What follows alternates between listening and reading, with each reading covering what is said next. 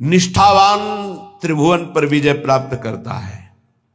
लोका स्वच्छंद निंदाम विंधतति, चाहे कोई कितनी निंदा करे तुम्हें फर्क नहीं पड़ना है, और फर्क पड़ जाता है तब जब सत्संग नहीं मिलता। ये हम आपको सत्य कहते हैं। सत्संग में बड़ी सामर्थ्य है। संतों के वचन अमोघ अमृत होते हैं। सत्संग ही बचाता है, संत वाणी ही उठाती है हमको। नहीं तो कभी कभी ऐसी दशाएं जीवन में होती हैं कि साधक निराश हो जाता है? जिसको किसी को कटु व्यवहार नहीं करते, किसी से कोई मतलब नहीं रखते, अपना लक्ष्य केवल, फिर भी गाली दे रहे, फिर भी ऐसे ऐसे षड्यंत्र रच रहे, फिर भी प्रतिकूलता। हे नाथ, ऐसा क्यों हो रहा है? ये कमजोरी हमारी है। इस कमजोरी को संत वाणी दूर करती है। पक्का जब जब जीवन में कहीं कमजोरी आई तब तब संत वाणी ने हमें उठाया, संत संग ने हमें उठाया। ये हमने जीवन में देखा है। कभी भी हम जहां निराश होने का अवसर आया वहीं संत भगवान पधारे और ऐसे वचन बोले कि हृदय गदगद हो। कहीं भी कभी भी कोई भी घटना ऐसी जिसमें हम निराश हैं, सामने देखा है कि संत भगवान खड़े हैं और कोई न कोई ऐसे वचन बोले जिससे निहाल हो गए। तो सत्संग के द्वारा ही हमको ऐसी सामर्थ्य मिलती है कि हम निंदा को सह सके। फिर कह रहे हैं सर्वम चेता स्यात् कुटुंब किमिव मम ततो दुर्दशाः स्युस्तता किम। मेरे परिवार के सब लोग मुझे छोड़ दें, पक्का छोड़ देंगे, क्योंकि जहां जहां राग है वो हरि हटाएंगे, छोड़ देते हैं। जब आप सच्चाई से भजन करोगे, डरना मत। सच्चाई का जब जिस दिन भजन होगा तो परिवार का राग छूटेगा, पर परिवार में भगवत भाव रहेगा। वही हम कह रहे हैं कि भगवत भाव से प्रीति करो, राग पूर्वक नहीं। राग का नाश, राग होता है आंतरिक, बड़ा सूक्ष्म होता है। ततो दुर्दशा स्युस्तता किम। सब पूरे परिवार के छोड़ दिए, लोक में निंदा हो रही है और शरीर दुर्दशा को प्राप्त हो रहा है। ये होता है, ऐसी परिस्थिति आती है। इसी में दिव्य शरणागति का उदय होता है। दिव्य शरणागति जिसे भगवान की पूर्णता होती है, भगवान जिससे तृप्त हो जाते हैं शरणागति में, वो शरणागति इसी में होती है। लोक में निंदा हो रही, कहीं रहने का ठिकाना नहीं, कोई भी प्यार करने वाला नहीं, जिधर देखो तिरस्कार, और कोई अपना सृष्टि में कहने वाला नहीं। पूरी सृष्टि में कोई एक अपना कहने वाला नहीं। ये स्थिति आती है। स्थिति उस समय आर्त भाव से जो होता है वो शरणागति। जैसे गजेंद्र को कोई अब सहयोग देने वाला नहीं, अगले झटके में डूब जाएगा। अब याद आई हरि, अब वो शरणागति, एक सेकंड नहीं लगा, भगवान उपस्थित हो गए। हमारी बात समझना, ये शरणागति पढ़ लिख के नहीं होती, ये परिस्थिति पैदा की जाती है। जैसे अभी एक उपासक, घर बार त्यागी, वैरागी, बड़ा ही सेवक, भगवत मार्ग का पथिक, कुछ दिनों से साधारण शरीर में अव्यवस्था हुई और कल फाइनल हो गया कि गलित कुष्ठ। बहुत पुराना प्रारब्ध जागृत होता है। जैसे भीष्म जी 6 महीना बाणों की शैया पर, बाल ब्रह्मचारी, नैष्ठिक परम तप में युक्त, ऐसे ही जब हमारी भगवत प्राप्ति का योग बनता है, पक्का दिमाग में बैठा लो। कल या परसों कह रहे थे कि एकांत में सोचा करो कभी कभी कि अगर हमें कैंसर हो जाए तो, हमारी आंखें फूट जाए तो, और कल ही आ गया रिपोर्ट कि एक साधक को गलित कुष्ठ हो गया है। ये हम इसीलिए तैयार करते हैं, जैसे आर्मी के नहीं तैयार करते कि अगर कीचड़ में फंस गए तो कैसे निकलना है, पहाड़ में फंस गए तो कैसे चलना है, कैसे आपको चढ़ना है, कैसे दौड़ना है। ऐसे ही परमार्थ की ट्रेनिंग है। आपकी किडनी फेल हो जाए तो, आपका ऐसा हो जाए तो, आपका कोई न रहे तो, आपको कई दिन भोजन न मिले तो, आपको संसार निंदा करने लगे तो, इनमें सब में परिपक्व करना यह हमारा कर्तव्य है। परिपक्व होना अपने लोगों का कर्तव्य है। अब वो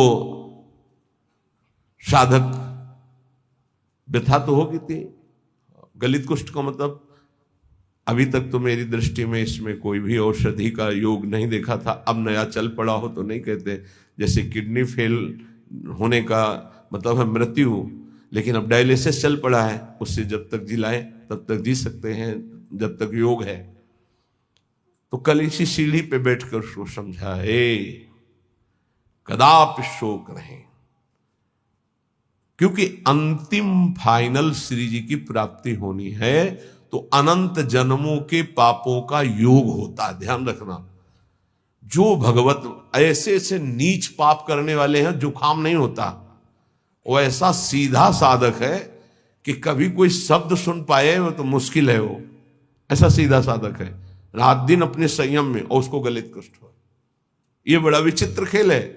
पूर्ण धर्म से चलने वाला, पूर्ण त्यागी, पूर्ण भगवत मार्ग, इतना भी कहीं अपराध की संभावना नहीं, किसी से कोई मतलब ही नहीं, कोई जानता ही नहीं, और उसको गलित कुष्ठ। ये क्या है? अनंत जन्मों का हिसाब बराबर श्री जी के पास जाना है, श्री जी के पास जाना है। रामकृष्ण परमहंस जी के गले में कैंसर, भयानक पीड़ा का हर समय संयोग, किस लिए? अंतिम जन्म है, अब जाना है मुझे लाडली जी के पास जाना है। तो जितना हिसाब किताब है बराबर फटाफट बराबर होता है। तो संसारी आदमी डरता है। भक्ति में जो प्राप्त हो रहा है तुम क्या समझ रहे हो? हजारों बार जन्म करके मरना होता है ऐसे सड़ सड़ के, और ऐसे कुछ नहीं बिगाड़ पाएगा गलित कुछ नहीं बिगाड़ पाएगा। सभा में कह रहे कुछ नहीं बिगाड़ पाएगा। प्रारब्ध ही तो है ना, पूर्व पाप। राधा नाम से बढ़कर प्रारब्ध होता है क्या? है कुछ नहीं। कल यही सब है, कुछ नहीं। सियार नहीं पैदा होते सिंहों के सिंह ही होते हैं। हरिदास सिंह होता है। गर्जना करना हमारा कर्तव्य है। एक गर्जना में लाखों का कल्याण होता है, एक कदापि नहीं।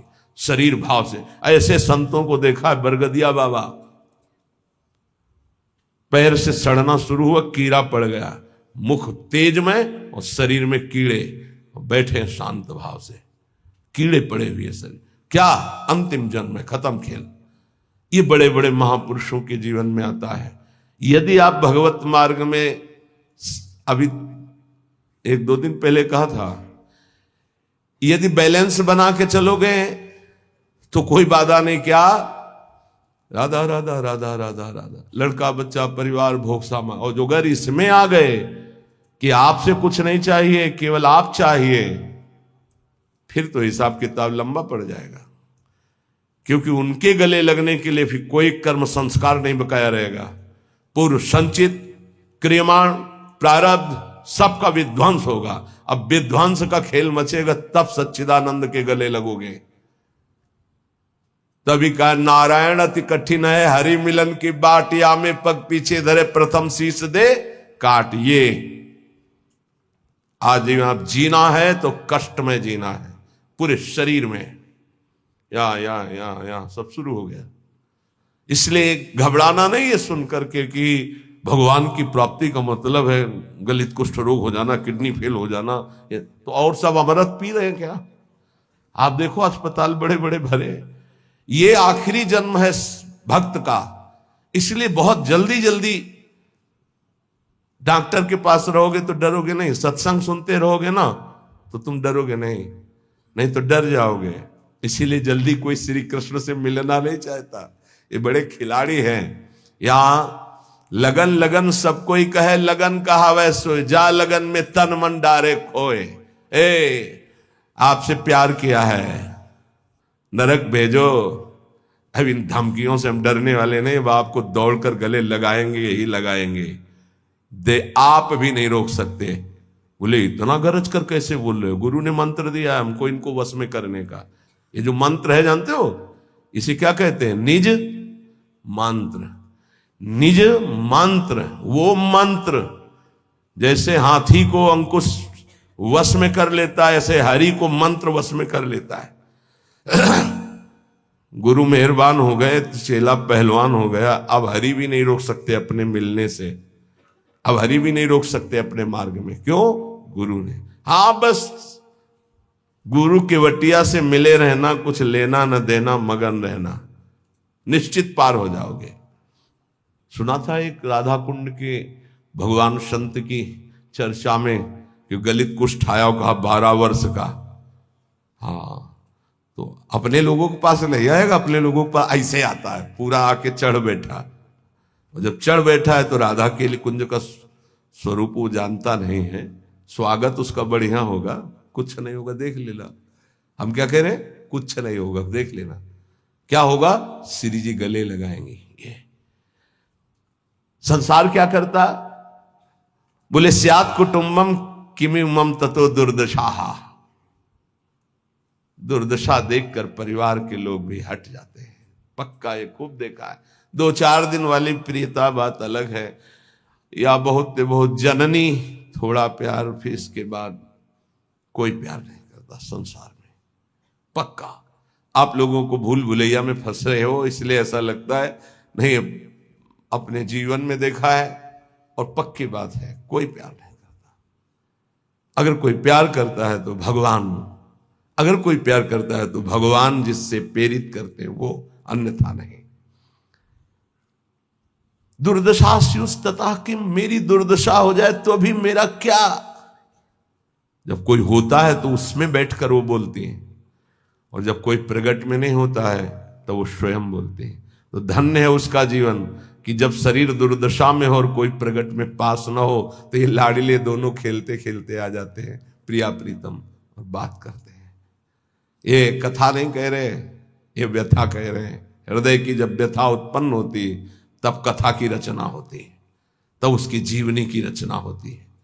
दुर्दशा मांगो, मांगोगे? कोई हिम्मत है किसी की कि प्रभु मुझे ऐसी दुर्दशा दे दो जिसमें आपके सिवा कोई भी ना हो। और ये संसार, जिस कमरे में आप होगे उस कमरे की खिड़की में भी नहीं झांकेगा कि कहीं ऐसे न कह दे, बुला न ले। पक्का, खूब अच्छे से देखा है, खूब अच्छे से देखा है। ये बात बहुत इसलिए रुक रुक के कह रहे हैं कि जीवन में सबके आता है, सब दिन होत ना एक समान। एक दिन तुम सुख से इतराते हुए छाती फुलाकर अभिमान से डोल रहे हो, जब तुम्हारे कर्म का परिणाम आएगा तो छाती फुला के फिर सहने की ताकत नहीं होगी। इसलिए अभिमान मत करो, पाप मत करो। पीछे का हिसाब ही इतना है कि लाखों बार जन्म ले तो भी हम नहीं भोग पाएंगे। उसको मिटाने के लिए मानव देह मिला है, खूब नाम जप करते हुए उसको मिटा दो। सेवाधीशश्च न स्याद् यदि किमुततः श्रील वृंदावने हम। अगर मेरी ऐसी शरीर की दुर्दशा और सेवा नहीं बन पा रही भगवान की तो मुझे कोई फर्क नहीं पड़ेगा। क्यों? क्योंकि मैं पड़े पड़े रोते हुए उनकी सेवा करूंगा। एक होती सामग्री से सेवा और एक होती रुदन से सेवा। तो यहां कह रहे हैं सेवाधीशश्च न स्याद् यदि किमुततः श्रील वृंदावने हम। अब हमसे प्रगट सेवा भी नहीं हो पा रही तो मुझे क्या, क्योंकि मैं हूं तो ना उनका। ये देखो, ये हिम्मत, ये निष्ठा बहुत जरूरी है। ये इसलिए कि आज आप स्वस्थ हैं, आप परिक्रमा दे सकते हैं, सेवा कर सकते हैं। कल ऐसी भी स्थिति आ सकती तो क्या। कभी कभी सोचते थे जब रात के 8 बजे स्नान कराते थे श्री जी को, हिम्मत बनाई रात्रि तक उठ पाए, श्री जी को स्नान करा रहे धीरे से जैसे बना, तो सोचते थे श्री जी आपकी सेवा कैसे होगी। आज हमारे तो 2 हाथ नहीं सेवा कर पाते, लेकिन आज सैकड़ों हाथों से श्री जी को दुलार हो रहा है। ये उनकी महिमा। सब 9 अवस्था के सब पढ़े लिखे संत जो अपने जीवन को सांसारिक उन्नति में चढ़ाना चाहते थे, बड़े बड़े सर्टिफिकेट डिग्रियां लिए हुए हमारे श्री जी की सेवा में लगे हुए हैं, और ऐसे मनोयोग से लगे हैं पूछो मत। भगवान सदैव कृपा करते रहे हमारी लाडली जी की सेवा में, ऐसी इनकी रुचि बनी रहे। कभी कभी जब श्री जी को श्रृंगारित देखते हैं, इन सब का प्रयास देखते हैं, तो ऐसा लगता है कि हमारी एक एक वृत्ति जो सेवा की थी वही इनके रूपों में आकर के विराजमान हुई है। जैसा हृदय से चाहते थे, भावना में करते थे, वही प्रगट में आज सेवा हो रही है। अगर शरीर से सेवा भी न बने तो हमें क्या, क्यों मैं आपका हूं, आपके निमित्त पड़ा हूं। यथास्यांभस्यास्थाय धैर्यम, ये बहुत बढ़िया श्लोक भगवत प्राप्ति के लिए कह रहे हैं, बहुत जोर की बात इस श्लोक में कह रहे हैं। जैसी भी परिस्थिति रखोगे मैं धैर्य नहीं छोड़ूंगा। ए हरि आपसे है, आपसे जैसी परिस्थिति देना चाहो दे दो। क्या लोक में स्वच्छंद निंदा कराओ, लोग अपमान कर दें, तिरस्कार कर दें, तो भी मैं दीन नहीं होऊंगा। दीन का मतलब हाय हाय अब हमारी सब निंदा करने वाले, कोई हमारा नहीं, ऐसा कभी नहीं होगा। यदि हमें कुटुंब परिवार छोड़ दे, शरीर हमारा दुर्दशा को प्राप्त हो जाए, प्रगट में सेवा भी ना कर पाऊं, तो भी स्थास्याम्यास्थाय धैर्यम मम निज परमाभीष्ट सिद्धिर भवत्रे, मेरे को भगवत प्राप्ति से अब कोई नहीं रोक सकता, क्योंकि मेरा धैर्य है कि मैं प्रभु का हूं। हमारे माई श्यामा जी को राज, अब इसी से भगवत प्राप्ति होगी, पक्का होगी। यही हम कई बार समझाना चाहते थे, जो आज इस श्लोक में निकला है। कैसी भी परिस्थिति हो, भजन भी ना बने तो भी भगवत प्राप्ति होगी। बोले भजन के बिना भगवत प्राप्ति कैसे होगी? भरोसे में, भरोसे में। आगे पड़ा जटायु देखा, सुमिरत राम चरण की रेखा। भगवान के चरणों, मानो दुर्दशा है शरीर की, कोई पास नहीं, नाम से कोई साधन बन रहा है ना कोई भजन, भारी पीड़ा है तो भजन भी नहीं बन रहा है, तो क्या? बस आशा है आपकी, भरोसा है आपका कि आप बड़े कृपालु हो, आप अपनी कृपा से मुझे मिल जाओगे, अपने समीप बुला लोगे, पक्का। श्रीपाद कह रहे हैं निज परमाभीष्ट सिद्धिर भवित्री, हमारा जो अभीष्ट था भगवत प्राप्ति वो पक्का हो जाएगी। बस क्या? धैर्यम मम, मेरा ये धैर्य विचलित ना होने पावे, कुछ भी हो जाए। देखो इसमें ये नहीं देखा जाता कि इस समय इसकी परिस्थिति क्या है, हमारे प्रभु ये नहीं देखते हैं, वही तो देते हैं। वो ये देखते हैं इस समय इसकी स्थिति क्या है। अंदर में जो हमने भरोसा पाला है जीवन में, वो कभी कहीं भी नहीं छूट सकता।